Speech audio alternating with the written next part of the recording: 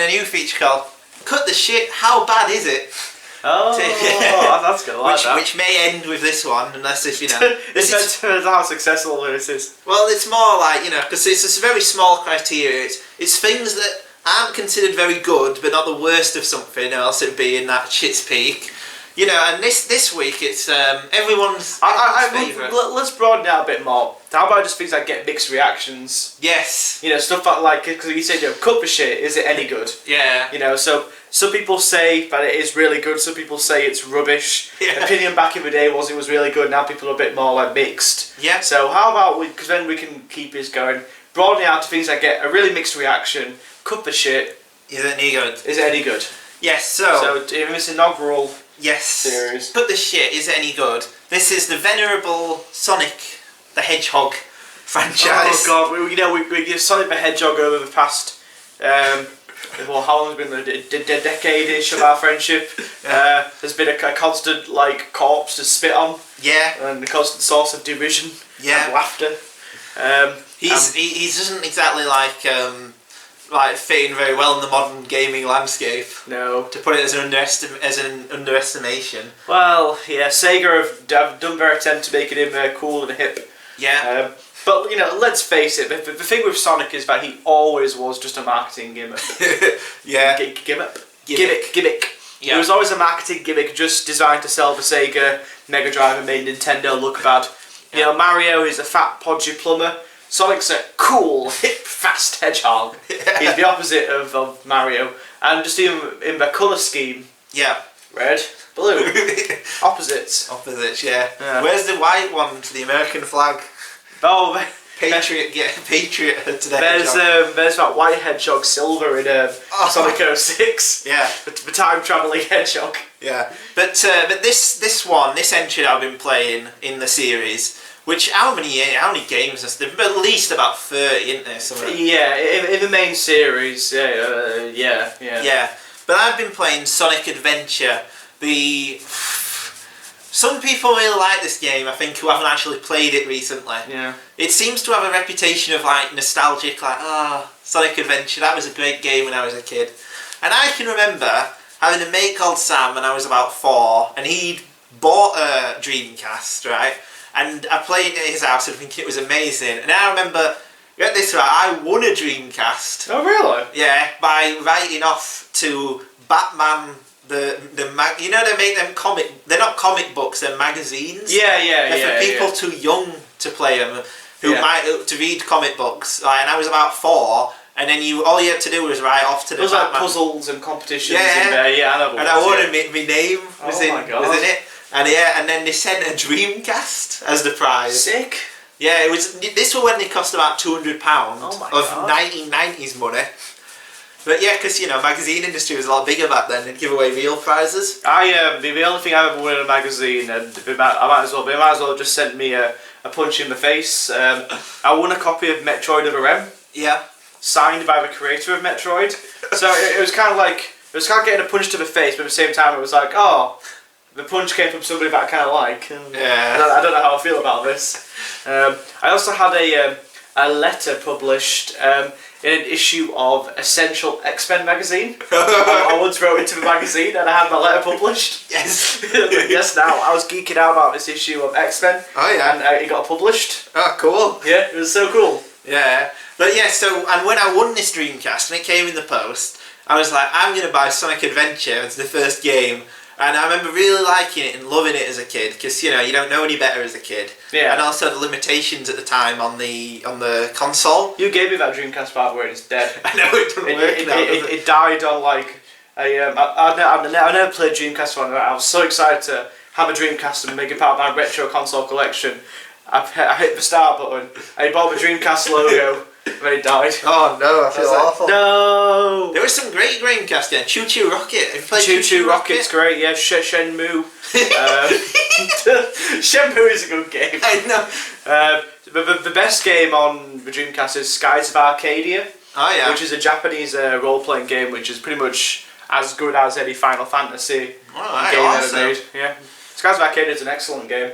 It was also, Dreamcast was hugely innovative because it was the first console to have access to online. Oh yeah. But some people, Sega have actually only recently shut off the servers for Phantasy Star Online. Really? Only very, very recently. Decade later, at least. Yeah. And some fans have actually found ways of hacking back into the game and making the server available again. Some people actually run the server of Phantasy Star Online on their own backs and their own money. Yeah. To keep it going. Because it's so good. Yeah, well, standard online RPG. Why do people do it then? I don't know. Some people get really into it, you know. They invest hundreds of hours and lost opportunities into these games, so they've got to keep it going. But yeah, so... and plus with the Dreamcast, it's really important to understand its placement in the history of Sega and just video games. Yeah. So, if it wasn't for the PlayStation 2, the Dreamcast would have been a major competitor against Nintendo. So Nintendo are kind of a little bit cantankerous with their love of cartridges and lack of third-party support. They weren't going to budge on that. Yeah. And the Sega Saturn did nothing to even combat Nintendo. And the Dreamcast comes along and it's CD based, it's got all these great online features, it's got a good library of games coming out, and people are like, yes, this is going to be great. One of the things that killed the Dreamcast was the PlayStation 2. Yeah. People knew that in a year's time, the PlayStation 2 was going to come out more powerful, bigger library of games, and most importantly, it had a DVD player built into it. Yeah. Because at the time, DVD players were hugely expensive, and the PlayStation 2 offered a cheaper alternative. Yeah. In fact, for a lot of people, PlayStation 3s were like that, but for Blu-rays, Yeah. they were like a cheaper alternative to buying a Blu-ray player because you got a console with it as well. Yeah. So if it wasn't for that, you know, people were like, well, Dreamcast can't play DVDs, so fuck it. Yeah. But Sega threw everything they could at it. Sega as a company was dying. They'd made some horrible business decisions. Just horrible. You know, the Sega CD was a flop, the attachment for the Sega Mega Drive. The 32X attachment for the Sega Mega Drive was also a massive flop. The idea of having the Sega CD and 32X games, they were a thing, died horribly. The Game Gear, the Sega Game Gear was like a flop compared to the Game Boy. You know, Game Gear was like, oh yeah, you know, we have full colour games unlike the Game Boy, but the battery's only an hour. Well, Game Boy could go up to like 5 or 6 hours, which is, you know, it's more cost effective having a Game Boy if you're a parent. The Sega Saturn just did nothing. The Sega Saturn had like 2 classic games, Nights into Dreams and Panzer Dragoon. And even Nights have kind of raped now. They did an awful Nights game on the Wii. Oh yeah. Which felt like it was a game made for the Sega Saturn. And they just ported it over. It's a hideous. Oh god, it's a hideous game. Yeah. So basically, Sega on its last knees, and Sega happened to make a really great console, but there wasn't a lot of support for it. No. And Sonic Adventure was like the flagship game. Yeah. It was designed to try and be the Super Mario 64 of the Sega Dreamcast, and some critics acclaimed it as being just that. Well, actually, it's very interesting saying that, because I think a lot of the flaws that come into it are very apparent knowing that. I didn't know it was meant to be that, but like the worst elements of the game, of which there are several, are the bits that try and rip off Super Mario 64. Yeah. Yeah, so this you're looking at, this is like GTA San Andreas for the Sega or something. Yeah. I don't know, did PS2 even have a massive flagship one? And there were like hundreds of games for that, weren't there? Like one so big. When it first came out, there was no real kind of flagship game. The flagship game probably became Final Fantasy X. Final Fantasy X. Final Fantasy X was the first massive game that came out and took full advantage of the PlayStation 2's architecture. Yeah. The reason why I got a PlayStation 2. I mean, after that, there was a whole plethora of games. And they were Halo for Xbox. Halo for Xbox, yeah. But yeah, it's of that level. But playing it back now, it just becomes apparent how bad it actually is. So the worst part of the game is the open world stuff. That's what I was going to say. Which is a rip-off of the open world bits in Super Mario. Yes, in Super Mario 64, if you haven't played it, stop this video and go off and play it. Super Mario 64 is a classic. It's a brilliant game. Yeah. Beautifully designed and executed. The most brilliant way of introducing a 2D character into 3D. The camera controls were excellent, which is something we'll get onto in Sonic, I'm sure. Yeah. But the camera controls are perfect. And then, of course, it leads into two of the greatest games of all time, Ocarina of Time and Majora's Mask, because the architecture made in Super Mario 64 was good enough to make a Zelda game. Yeah. But, yeah. So, in Mario 64, you explore Peach's castle, and there are levels hidden around the castle. Yeah. And you have to work out for yourself on how to get there. And Sonic Adventure tries to do that, but it makes it even bigger and even more obtuse. Yeah. Well, the problem is you'll finish a level and you'll be kicked in the open world with not even an indication of where to go. Yeah. You have to walk around until you kick off another cutscene. Yeah. Which means then you've got the level's unlocked. Or you have to pay attention to the cutscenes for the most minute detail Yeah. and hint will give you like where to go. I mean, it's just an insane, who thought that were a great idea? Like, we'll have an open world where you've no idea where you're going. The characters, you can't interact with anything. You can only go, it'd take you about 10 minutes to go from one end to the other. Yeah. Of each one, there's two. You have to go across through a train system. Oh god, that train, yeah. There's the city, and there's the jungle, isn't there? There's the city and the ancient ruins. Ancient ruins, that's it, yeah. That's the one. It's pretty abysmal. It's all fairly awkward as well. Yeah. Who thought it was a good idea how Sonic the Hedgehog interacted with fully scaled human characters? I never understood that, and I never will. This is where the rot sets in, I think, for certainly Sonic. I mean, the rot had been setting in on the game. I really want one day I want to do an alternative history of the downfall of Sonic the Hedgehog. Yeah. I've been formulating this for years. Oh yeah. But I actually argue the rot was setting in even from the days of the Mega Drive. Okay. You ever play any of the Game Gear?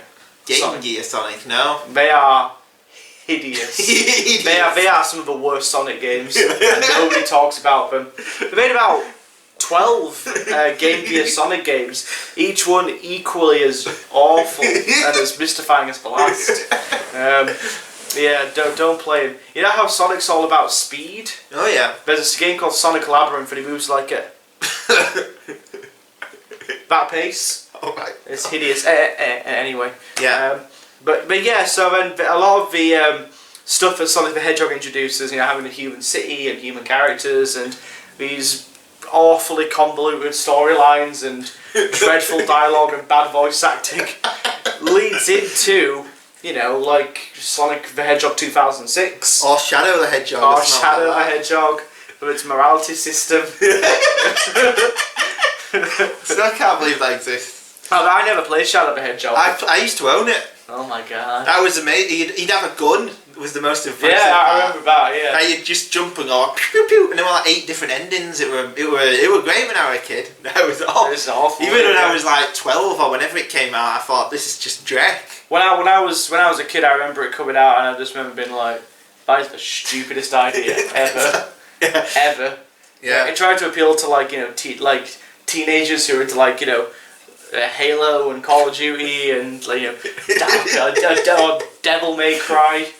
Yeah. Who thinks it'd be a good idea making a Devil May Cry-esque Sonic game? Yeah. I love me some Devil May Cry, but the Sonic, no. It doesn't fit, does it? No. Well, I actually think, so the open world bits are abysmal. Yes. And what's also funny is you interact with the characters and they don't do anything like the human ones, just a bit of text goes down across the screen. They do that, don't they? That's all I remember. And they moved. Yeah,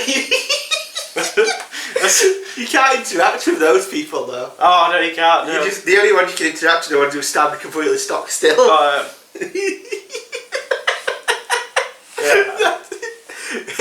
That's what I remember most. If that's even a thing. It is in there, yeah. No, but the thing I remember the most about the game is the awful controls. Yeah. And how slippery they are. I get the idea, Sonic runs really fast and he needs to sometimes slow down. But when you turn it around, you're like, whoa! That's how I remember the most. Yeah. I need to turn around here. Whoa, turn around. Yeah, he does stuff like that. Like The camera's awful. well, it's a fixed position. Yeah. That's why. So like he'll get like really close to the wall and the camera's like against the wall. You're like, That's if it doesn't go through the wall. Oh yeah, sometimes it does that. Yeah. Yeah, quite a lot of the time. Yeah. Like there's a bit where you have to like cross a bridge to get to Dr. Eggman, and like when you cross the bridge, he goes underneath the the camera goes like. Because it's a bridge with a wall over it. The camera goes outside the wall, so you have to run across the right. You can't even see where he is. Oh my god. Like the game isn't a difficult game, but you'll die a lot just because the camera will be in a place where you can't see. Or like the awkward bits are where like the camera is looking at it from a side angle, but you need to move to somewhere in front of you. Yeah. But you can't see where it is. Ironically, the best parts of this game are the parts where you can just put the controller down and let the game play itself. That's true. There's a bit which is a rip-off of Indiana Jones. Oh yeah. You have to run down while a boulder comes towards you, and it lasts about 3 minutes. There's a similar scene in the first level where you're running away from a giant killer whale. Yeah. Which I remember being advertised a lot in the adverts back in the day. I remember as a kid thinking, oh my god, that's awesome! I need this game! Yeah. But I was like, no, I'm so glad I didn't. But yeah, like, as you run down it... Well, this is the thing though, because the game is not skill-based either, it's just luck. Yeah. Like, when you go down, there's loads of rings to collect, but you can't see in front of you, you can only see behind. So there's no skill involved in collecting the rings, it's just whether you're lucky enough to get in the line of... Because you can't see where it's coming, you don't have to move to be near it. I mean, I know a lot of the old Sonic games have come under a lot of criticism recently. Yeah. Which I disagree with quite a lot actually. Yeah. But because I think what's good about the original Sonic games is that like it's not about speed. No. Despite what the advertising says, it's not about speed. It's about momentum. Yeah. Which is quite different. It's all about building up the speed to get Sonic fast and then kind of having quick reactions to get through the level. This one is just about we're going to blast you through this highly colourful level with But there's not much to do. That's the problem. Well, the actual game of the Sonic bit anyway, we'll get to the other 5 video games stuck within this game. Yeah. The actual Sonic bit only lasts an hour. Yeah. If you're doing it at like an average pace. And they're easily the most enjoyable parts of the game. They're the only bits of the game that have dated at all. But they're okay, yeah. Like, I mean, it's not good. I mean, the Sonic bit I think is a solid 4 or 5 out of 10. Yeah, it's okay. Yeah. I actually think that the level you're talking about with the whale is a classic. That is a classic level. I will agree. I do like that level. Yeah. The others though aren't great. No. I never played this on the Dreamcast. I played this on the GameCube. Oh, okay. I played the director's cut on the GameCube. I guess there was a director's cut of this game. All right. It was called Sonic Adventure DX. Yeah. Yeah. That's what I played. Was it dreadful as well? Well, the graphics are a bit better. Yeah. They haven't really fixed the controls or anything, but I have since played the original Dreamcast version, though never with an actual Dreamcast controller. No. So I never really got a feel of what it was like actually on the Dreamcast. Okay. Which is, I think, quite important. Well, I actually think that graphically it's dated pretty well. The graphics are really nice, I think. Yeah. In the levels, in the actual city of this shit. Well, yeah, because they're just terrible. The other thing I remember is a really bad, well, there's quite a lot I remember, but all I seem to remember is a really bad voice syncing to the mouse. Where, like, I remember seeing where Sonic's hanging out at a pool. Oh. Like, and then Tails is crashing. He's like, ah, Tails, look out! He does that constantly. Well, and he's doing like all these like crazy like eyebrow animations. That's what I remember a lot of, yeah. Ah, Tails, watch out, you got that! Ah! Yeah, it does that. Hey Sonic, what's going on? Tails, you nearly crashed. It does that constantly. Yeah. Like, what are we trying to do? What are we trying to accomplish? Yeah, it's just those cutscenes. But yeah, the cutscenes are terrible. Yeah, the story's awful as expected. Well, the story's really... It tries to be like Rashomon, where you play the 6 different ones and get a different perspective. The Rashomon of the Sonic series. Oh my god. That's seriously what it is. That is it, isn't it? Because it's from 5 different point of views, isn't it?